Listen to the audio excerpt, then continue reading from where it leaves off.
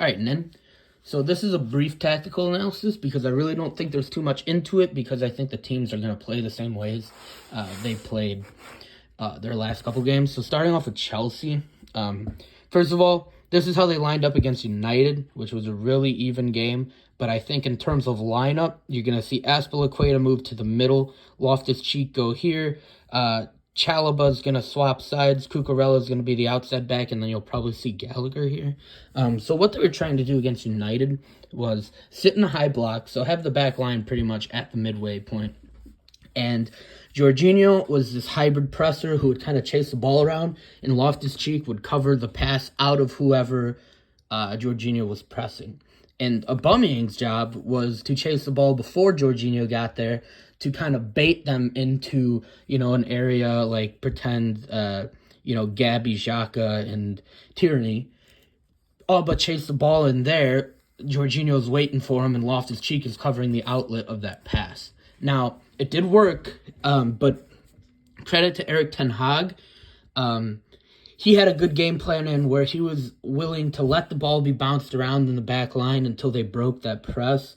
And really, that was a credit to Eriksen and Casemiro. They were brilliant that game. And they were able to get the ball down the line to their attackers and score that lucky goal. Not lucky, but goal that really could have not been conceded if Jorginho had a little more legs on him. Loftus-Cheek made a couple mistakes, but really my tactical analysis is going to revolve around Chelsea because, or Chelsea defensively, because Arsenal is going to do the same exact thing they've done the whole season. We've seen teams attack it different ways. It's worked better than some ways, at certain points of the game, but what they've been doing is the Pep Guardiola approach, which is, the 5 channels. So the first channel would be Martinelli out around Azpilicueta. The second channel is Xhaka in between the fullback and the center back. The third channel is Jesus right here. The fourth channel is Odegaard right there. Fifth channel is Saka outside the fullback. Now, we've seen teams try to prevent those channels inside and outside. Now, the problem with Chelsea is going to be that they don't have a choice but to play a 3-back line. And the 3-back line is exactly why this system works the way it does. Because you can close down the middle 3. You can close down here, and then take your poison, which will ever won. But then you're letting 2 of the best wingers in the league with Saka and Martinelli run rampant on the outside. And unfortunately, Azpilicueta cannot keep up with Martinelli, and I doubt Cucurella will be able to keep up with Saka. So if you press the middle when the ball ends up in the middle, you're gonna see that Martinelli and Saka can pin these fullbacks pretty much on the corner flags and then pass the ball around the box until they break the defense, try to get a quick pass into Martinelli at the edge of the box or Xhaka who's running in the middle and get yourself a goal. Now, what they'll do is Partey will fall back into the middle, Xhaka will come up, and then Tierney will invert, creating like a 2-2 or a 2-1-2 and then 5. Which is really nice too, because then when you lose the ball, the inverted fullback can run straight to the wing and get covered. White can go from the middle back down, and then your 2 center backs are already there. And then Partey just needs to get back online with Xhaka, and Xhaka tracks back really well. So Chelsea's focus when they do win the ball back is going to be how quickly can Sterling and how quickly can Mount get down the wings, because that's what Arsenal lets their teams against them do. They let the teams run here when they lose the ball, and that's because Arteta doesn't want them running here. He says, the longest way to the goal out of possession would be down the wing and then cutting in the middle. So that's why when they fall back, if Tierney was here, it's the shortest run to go here, and then Gabby and White will be here already. They just need to track back. Xhaka just needs to fall back in the middle, and then Partey will go from a position here to a position here. Xhaka will fall back. Odegaard will kind of provide him support there. So it's going to be the same tactics you've seen.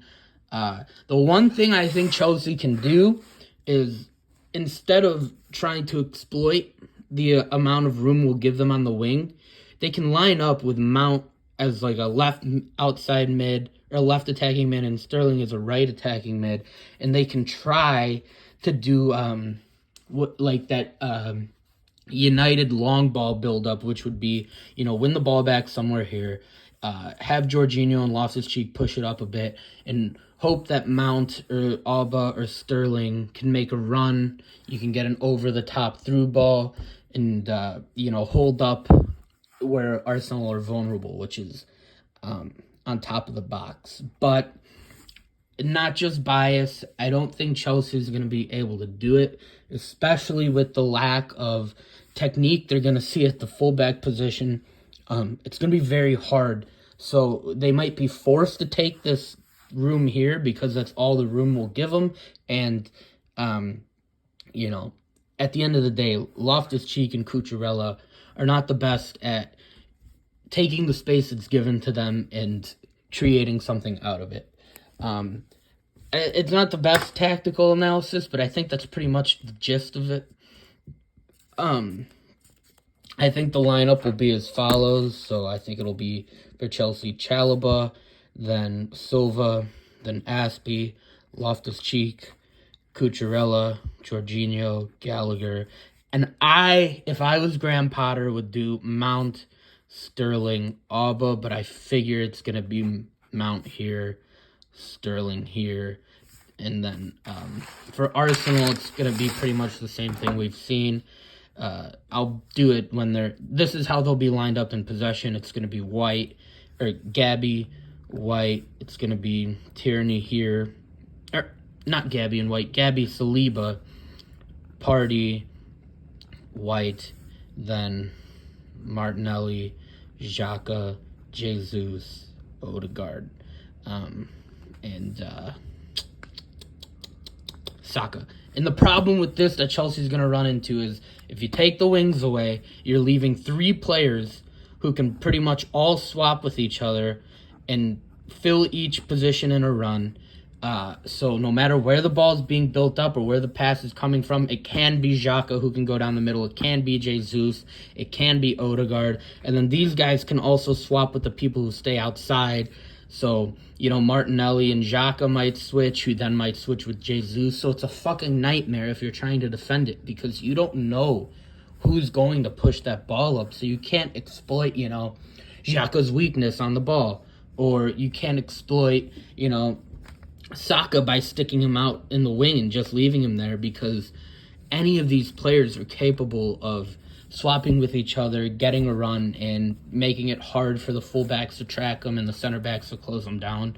And then back here is important because what teams like to do to Arsenal too is just stack the box, play like Tottenham does. But with Partey, who's got a great long shot, if you can score one of those 40 minutes in the game, you just open it up all of a sudden. I think Chelsea's best chance to win this game is by playing very conservatively, stacking the box, absorbing that space that Arsenal are trying to create, trying to beat them over the top of the long ball when they lose it, and try to get Arsenal frustrated. And what's up, Willie? I think try to get Arsenal frustrated and make them settle for those 30-yard long shots. Score prediction, I reckon 3-1 to the Gunners. Gabby, Martinelli bags 2, and then Xhaka bags 1.